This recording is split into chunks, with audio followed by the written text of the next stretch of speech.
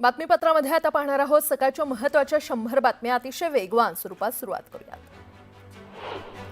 पिंपरी चिंचवड महापालिकेच्या कर आकारणी आणि कर संकलन विभागामार्फत 2025-26 या आर्थिक वर्षाच्या पहिल्या 3 महिन्यात 15,53,11,730 रुपयांची पाणीपट्टी वसूल करण्यात आली। त्यामध्ये सर्वाधिक 6,53,05,159 एवढी रक्कम ऑनलाईन जमा झाली आहे। गेल्या वर्षीच्या तुलनेमध्ये यंदा 45 लाखांची अधिक वसुली झाली आहे। देशात राष्ट्रीय स्वच्छ हवा कार्यक्रमांतर्गत येणाऱ्या 130 शहरांपैकी 103 शहरांमध्ये 2017-18च्या तुलनेत 2024-25 मध्ये PM10च्या पातळीमध्ये सुधारणा झाल्याचं सरकारी आकडेवारीमधून समोर आले। यामध्ये मुंबईच्या PM10 या प्रदूषण पातळीमध्ये सर्वाधिक 44% घट नोंदवण्यात आलेली आहे। यानंतर कोलकात्याचा समावेश आहे। अमेरिकेचे अध्यक्ष डोनाल्ड ट्रम्प यांच्या टूरिफ बॉम्बनं जगभरात अस्वस्थतेचं वातावरण आहे आणि त्यांच्या या निर्णयामुळे जागतिक अर्थव्यवस्था संकटात सापडण्याची शक्यता आहे। त्यामुळे अनेक गुंतवणूकदार आता सोन्या चांदीच्या गुंतवणुकीकडे वळत आहेत आणि त्यामुळे सोन्या चांदीच्या दरात पुन्हा वाढ झाली असून सोन्याचे दर पुन्हा एकदा 1 लाखांवर गेलेले आहेत। खासगी ओला, उबर आणि रॅपिडो ऑटो टॅक्सी चालकांनी त्यांच्या विविध मागण्यांकडे सरकारनं गांभीर्यानं लक्ष दिलं नाही तर येत्या बुधवारी मुंबई, पुणे आणि नागपूर शहरात चक्काजाम आंदोलन करण्याचा इशारा दिलाय। या पार्श्वभूमीवर मंगळवारी परिवहन विभागाच्या शिष्टमंडळासोबत बैठक होणार आहे। या बैठकीत सकारात्मक निर्णय झाला नाही तर बंद पुन्हा सुरू करण्यात येईल अशी स्पष्ट भूमिका चालक संघटनांनी घेतली आहे। पुणे शहर पोलीस दलातील 12 पोलीस निरीक्षकांच्या प्रशासकीय कारणास्तव अंतर्गत बदल्या करण्यात आलेल्या आहेत। त्यामध्ये 5 वरिष्ठ पोलीस ठाण्यातील वरिष्ठ निरीक्षकांचा समावेश आहे आणि याबाबतचा आदेश पोलीस आयुक्त अमितेश कुमार यांनी काढलाय। अहमदाबाद विमान अपघातापासून एअर इंडिया ही विमान कंपनी चर्चेत आहे। या दरम्यान केंद्र सरकारनं संसदेत मोठा खुलासा केलाय। गेल्या 6 महिन्यात एअर इंडियाला सुरक्षा उल्लंघनांच्या 5 प्रकरणात 9 वेळा कारणे दाखवा नोटीस पाठवण्यात आली आहे अशी माहिती नागरी उड्डाण मंत्री मुरलीधर मोहोळ यांनी सोमवारी राज्यसभेत दिली। मुंबई महापालिकेच्या आपत्कालीन कक्षानं गोविंदासाठी सुरू केलेल्या 1916 या हेल्पलाईनचं टी-शर्ट परिधान केलेले स्वयंसेवक दहीहंडी उत्सवाच्या दिवशी शहरात तैनात करा असे निर्देश मुंबई उपनगर पालकमंत्री तथा सांस्कृतिक कार्यमंत्री आशिष शेलार यांनी मुंबई महापालिकेला दिले। मुंबईसह ठाणे, पालघर भागात आज मुसळधार पावसाचा अंदाज हवामान खात्यानं व्यक्त केलाय। या कालावधीमध्ये जोरदार वाऱ्यांसह पावसाची शक्यता आहे। गेल्या 2 दिवसात राज्यात सर्वत्र जोरदार पाऊस सुरू आहे तर विदर्भात देखील मुसळधार पावसाचा अंदाज व्यक्त केला जातोय। मुंबईसह उपनगरात गेल्या 24 तासात पावसानं जोरदार हजेरी लावली असून सांताक्रूज इथे पावसाच्या नोंदीमध्ये वाढ झाली आहे। मात्र जुलै महिन्याच्या सरासरीपेक्षा अद्यापही पाऊस कमीच आहे। जळगाव जिल्ह्यासाठी यंदाच्या पावसाळ्यात पावसाची आकडेवारी कमी असली तरी जिल्ह्यातील मोठ्या प्रकल्पांसह मध्यम प्रकल्पातील जलसाठ्याची स्थिती दिलासादायक आहे। 20 जुलैपर्यंत जिल्ह्यात मोठे, मध्यम आणि लघु प्रकल्प मिळून 40% जलसाठा उपलब्ध आहे, जो गेल्या वर्षीच्या याच दिवसाच्या 27% साठ्यापेक्षा जास्त आहे आणि यामुळे जिल्ह्यातील पाणी टंचाईची मोठी चिंता तुर्तास दूर झाली आहे। वाशिम जिल्ह्यातील काही ठिकाणी 18 दिवसांच्या विश्रांतीनंतर सोमवारी संध्याकाळी दमदार पाऊस पडला। गेल्या अनेक दिवसांपासून पावसाच्या प्रतीक्षेत असलेले शेतकरी या पावसामुळे आनंदित झालेत तर या पावसामुळे खरीपाच्या सोयाबीन, तूर, कपाशीसह इतर पिकांना नवसंजीवनी मिळाली आहे। जगदीप धनखड यांनी उपराष्ट्रपती पदाचा राजीनामा दिल्यानं संसदेच्या पावसाळी अधिवेशनाच्या पहिल्याच दिवशी राजधानी दिल्लीतील वातावरण तापलेलं आहे। तसंच आता हे पद कोण सांभाळणार, त्यांच्या जागी नव्या उपराष्ट्रपतींची निवड कशी होणार, त्याची काय प्रक्रिया असेल, त्याबाबत घटनेत काय तरतूद आहे असे अनेक प्रश्न उपस्थित होत आहेत। राज्यातील परिचारिका संघटनांनी विविध मागण्यांसाठी गुरुवारपासून पुकारलेल्या संपामुळे जे कामा, सेंट जॉर्जेस आणि जीटी रुग्णालयातील नियमित शस्त्रक्रिया पूर्णपणे बंद केल्या आहेत। केवळ अतितत्काळ शस्त्रक्रिया करण्यात येत आहेत। संपाच्या 5व्या दिवशी तोडगा न निघाल्यामुळे परिचारिकांचा संप कायम असल्यामुळे रुग्णांचे हाल होत आहेत। राज्य मार्ग परिवहन महामंडळाने राज्यभरात राबवलेल्या बाळासाहेब ठाकरे स्वच्छ सुंदर बसस्थानक अभियानामध्ये 149 बसस्थानकं स्वच्छता राखण्यात अपयशी ठरल्यानं नापास झालेली आहेत। राज्यातील एकूण 568 स्थानकांपैकी 201 स्थानकांना 70 पेक्षा जास्त गुण मिळाले।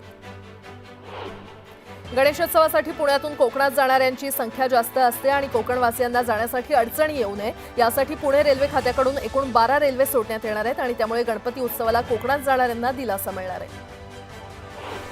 बाजारपेठेतील वाढत्या किमतींमुळे 2024-25 अंतर्गत रब्बी हंगामातील शेतमालाच्या विक्रीत हरभरा खरेदीमध्ये मोठी घट झाली आहे। याचा महाराष्ट्रातील शेतकऱ्यांना थेट फटका बसलाय। गेल्या हंगामात 3.93 लाख शेतकरी लाभार्थी होते आणि यंदा हा आकडा शून्यावर आलाय, म्हणजेच ही खरेदी जवळपास पूर्णपणे थांबलेली आहे। दीर्घ विश्रांतीनंतर कमबॅक केलेल्या कोसळधारांनी आठवड्याच्या पहिल्याच दिवशी मुंबईकरांना गारद केलं. पहाटेपासूनच सकाळी 11 वाजेपर्यंत पडलेल्या मुसळधार पावसामुळे सखल भागात पाणी साचलं. परिणामी शाळा गाठणाऱ्या विद्यार्थी आणि पालकांसोबत ऑफिससाठी धावपळ करणाऱ्या नोकरदारांची देखील पावसाच्या पाण्यातून वाट काढताना दमछाक झाली.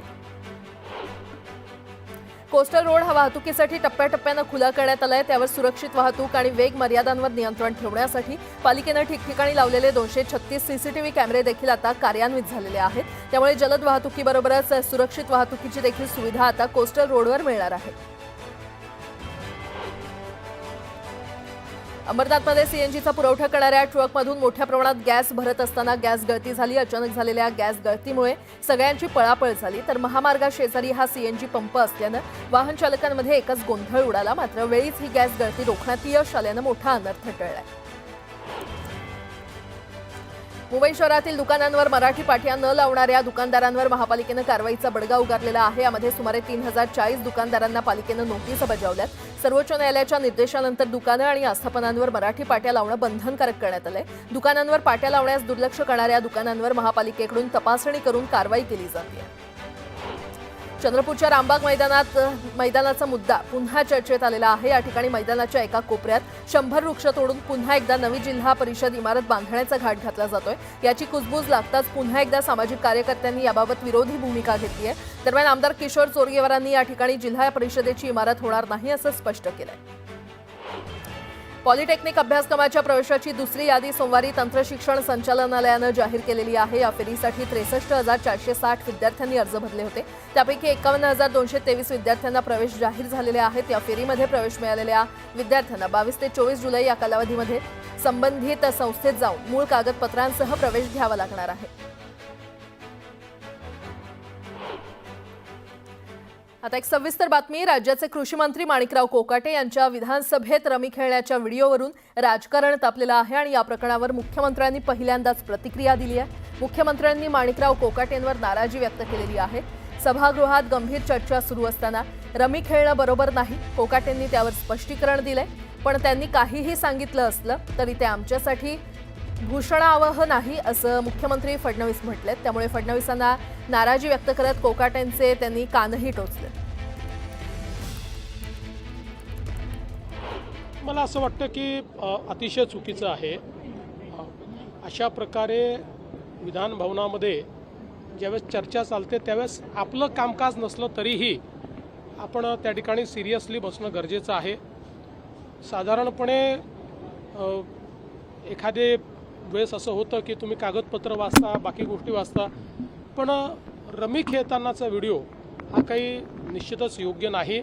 अर्थात त्यांनी त्या ठिकाणी खुलासा देखील दिलेला आहे की मी काही रमी खेळत नव्हतो, अचानक ती पॉपअप झाली. पण ते जरी त्यांनी सांगितलेलं असलं तरी एकूण जे काही घडलेलं आहे ते काही आम्हाला भूषणावं नाही. पुन्हा एकदा बातम्या वेगवान स्वरूपात. हनी ट्रॅप प्रकरणी संजय राऊतांनी खळबळजनक ट्विट केलंय. गिरीश महाजन आणि प्रफुल्ल लोढांचा फोटो शेअर करत गंभीर आरोप केले. आरोपानंतर खडसेंकडून लोढाच्या एसआयटी चौकशीची मागणी करण्यात आली. प्रफुल्ल लोढा सर्वपक्षीय कार्यकर्ता आहे. संजय राऊत, एकनाथ खडसेंच्या आरोपांवर महाजन यांनी उत्तर दिले. प्रफुल्ल लोढाचे सर्वपक्षीय नेत्यांसोबत फोटो समोर आल्यानंतर फडणवीसांनी यावर प्रतिक्रिया दिली आहे. आरोप करणाऱ्यांनी पुरावे द्यावेत, हवेत आरोप करू नयेत असं म्हणत फडणवीसांनी विरोधकांना सुनावले. सावली बार आणि अवैध उपशावरील परबांचे आरोप चुकीचे असल्याचं वक्तव्य योगेश कदम यांनी केलंय. तर परबांवर हक्कभंग आणणार असल्याचा इशारा देखील त्यांनी दिलाय. मुख्यमंत्री देवेंद्र फडणवीस गडचिरोलीच्या दौऱ्यावर असणार आहेत. यावेळी ते कोनसळीमध्ये एकात्मिक पोलाद प्रकल्पाचं भूमिपूजन करणार आहेत. या प्रकल्पासाठी 24,000 कोटींची गुंतवणूक करण्यात आली. वाल्मिक कराडच्या कार्यकर्त्यांना आमदार जितेंद्र आव्हाड, आमदार सुरेश धस आणि बाळा बांगर यांना सोशल मीडियावरून धमकी दिली आहे. त्याचा शिवीगाळ करतानाचा आणि धमकीचा व्हिडिओ व्हायरल झालाय. शिवीगाळ करणारा संदीप तांदळे असून त्याच्यावर गंभीर स्वरूपाचे गुन्हे दाखल आहेत. अजित पवारांच्या आदेशानंतर सूरज चव्हाण यांचा राजीनामा झालेला आहे. मंत्री माणिकराव कोकाटे यांच्या राजीनाम्याचा निर्णय अजित पवार घेणार असल्याची माहिती सुनील तटकरे यांनी दिली आहे. सोलापूरमध्ये खुर्चीवर बसण्यावरून सुनील तटकरे यांनी जिल्हाध्यक्षांची कानउघडणी केली. जिल्हाध्यक्ष उमेश पाटील यांना फोटोचा संदर्भ देत सुनील तटकरे यांनी खडेबोल सुनावले. आमदार संजय गायकवाड यांनी इम्तियाज जलील यांना आव्हान दिलंय. हिंमत असेल तर मुंबईच्या आझाद मैदानावर येण्याचं आव्हान दिलेलं आहे. यामुळे संजय गायकवाड विरुद्ध इम्तियाज जलील वाद पेटण्याची शक्यता आहे. परळीमध्ये मनोज जरांगेंनी ज्ञानेश्वरी मुंडेंची भेट घेतली. महादेव मुंडे हत्या प्रकरणात न्याय मिळावा यासाठी ज्ञानेश्वरी मुंडे यांनी विषप्राशन केलं होतं.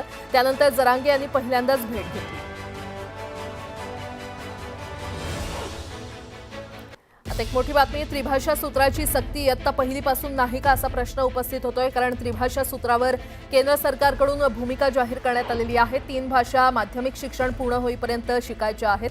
केंद्र सरकार 3 पैकी 2 भाषा भारतीय असाव्यात इतकीच राष्ट्रीय धोरणाची अपेक्षा आहे आणि कोणत्या 3 भाषा शिकवायच्या हा राज्याचा निर्णय आहे असं केंद्रानं म्हटलेलं आहे. तर इयत्ता पहिलीपासून त्रिभाषा सूत्राची सक्ती नसेल अशी शक्यता सध्या समोर येते. कारण केंद्र सरकारनं आपली भूमिका स्पष्ट केलेली आहे. त्रिभाषा सूत्रावर केंद्राकडून भूमिका स्पष्ट करण्यात आलेली आहे. 3 पैकी 2 भाषा भारतीय असाव्यात ही धोरणाची अपेक्षा असल्याचं केंद्रानं म्हटलेलं आहे.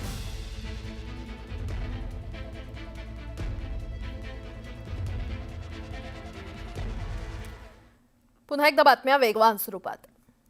अकोल्याच्या एमआयडीसी परिसरातील विजय क्रॉप कंपनीच्या कीटकनाशक उत्पादन स्थळावर भरारी पथकानं छापा टाकलाय. यावेळी पथकानं कारवाई करत 21 लाखांचा मुद्देमाल जप्त केलाय. दरम्यान कीटकनाशक विक्रीसाठी बंद केली. वाशिमच्या कोळी गावात अवैध रेशन गोदामावर तहसीलदारांच्या पथकानं छापा टाकला. यावेळी 650 पोते तांदूळ जप्त करत गोदाम सील करण्यात आलंय. दरम्यान अधिकचा तपास करण्यात येतो. सांगलीच्या शिराळा तालुक्यात यंदा 32% भात पेरणी झालेली आहे. पावसाचा जोर मंदावल्यानं शेतकऱ्यांनी पेरणीची लगबग सुरू केली आहे. सतत पडणाऱ्या पावसामुळे भात पेरणीवर परिणाम झालाय. बीड शहरातील रस्त्यांवर खड्ड्यांचं साम्राज्य निर्माण झालेलं आहे आणि यामुळे नागरिकांनी रस्ता दुरुस्तीसाठी आंदोलन केलं. तातडीनं रस्ता दुरुस्त करण्याची मागणी त्यांनी केली. शहापूरमध्ये गजबजलेल्या बाजारात बसचं टायर पंक्चर झाल्यानं बस बंद पडल्याची घटना घडली आहे. यामुळे भर बाजारात मोठ्या प्रमाणात वाहतूक कोंडी झाली होती. यामुळे नागरिकांना नाहक त्रास सहन करावा लागला. महाड एसटी आगारात 5 नव्या एसटी बसेस दाखल झालेल्या आहेत. मंत्री भरत गोगावले यांच्या हस्ते बसेसचं लोकार्पण करण्यात आलं. दरम्यान गोगावले यांनी बसमध्ये बसून प्रवासही केला. संत गजानन महाराज यांच्या पालखीचं जालन्यामध्ये आगमन झालं. टाळ मृदुंगाच्या गजरात आणि गणगणात बोतेच्या जयघोषात हजारो भाविकांच्या उपस्थितीत पालखीचं जल्लोषात स्वागत करण्यात आलं. पालखी 31 जुलैला शेगावला पोहोचणार आहे. संत तुकाराम महाराजांची पालखी परतीच्या प्रवासात आहे. यावेळी विठ्ठलवाडीमध्ये विसाव्यासाठी पालखी थांबली असता भाविकांनी दर्शनासाठी मोठी गर्दी केली होती. दरम्यान देहूच्या दिशेनं पालखीचं प्रस्थान झालंय. परभणी शहरातील रस्त्यांवर खड्ड्यांचं साम्राज्य निर्माण झालेलं आहे. खडी टाकून रस्ता दुरुस्त करण्यात येतोय. दरम्यान खडीमुळे वाहनधारकांना नाहक अडचणींचा सामना करावा लागतोय. अमरावती जिल्हाधिकारी कार्यालयासमोर धनगर समाजाच्या नागरिकांनी आंदोलन केलं. अहिल्यादेवी होळकरांबाबत आक्षेपार्ह विधान करणाऱ्यांवर कारवाईची मागणी करण्यात आली आहे. तर सुनील उभे विरोधात गुन्हा दाखल करण्याची मागणी करण्यात आली आहे.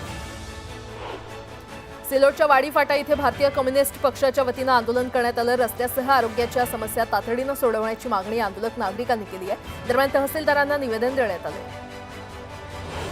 हिंगोलीच्या आझम कॉलनी भागातील नागरिकांनी नगर परिषदेसमोर कचरा टाकून आंदोलन केलं. कचऱ्याच्या ढिगाऱ्यांमुळे नागरिकांनी नाराजी व्यक्त केली. तातडीनं कचरा स्वच्छ करण्याची मागणी यावेळी करण्यात आली. अमरावतीमध्ये प्रहार संघटनेनं कृषी मंत्री माणिकराव कोकाटे यांविरोधात आंदोलन केलं. यावेळी जिल्हाधिकारी कार्यालयासमोर पत्ते खेळून कोकाटेंचा निषेध नोंदवण्यात आला. दरम्यान मंत्री कोकाटे यांचा राजीनामा घेण्याची मागणी करण्यात आली. जालन्यामध्ये गळ्यात पत्त्यांची माळ आणि पत्त्यांचा मुकुट परिधान करत शेतकऱ्यांनी आंदोलन केलं. मंत्री कोकाटे यांच्या रमी खेळण्याचा शेतकऱ्यांनी निषेध केला.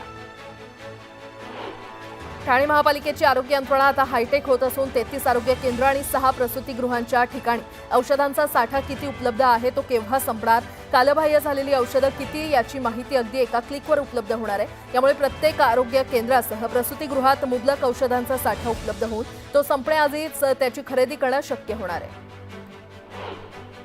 पिंपरी चिंचवडमध्ये छावा संघटनेनं सूरज चव्हाण यांच्या विरोधात आंदोलन केलं. यावेळी सूरज चव्हाणांच्या प्रतिमेला जोडे मारून निषेध करण्यात आला. सूरज चव्हाण आमच्या तावडीतून सुटणार नाही, त्याला संविधानिक पद्धतीनं जशास तसं उत्तर देणार असा इशारा देखील आंदोलकांनी दिला.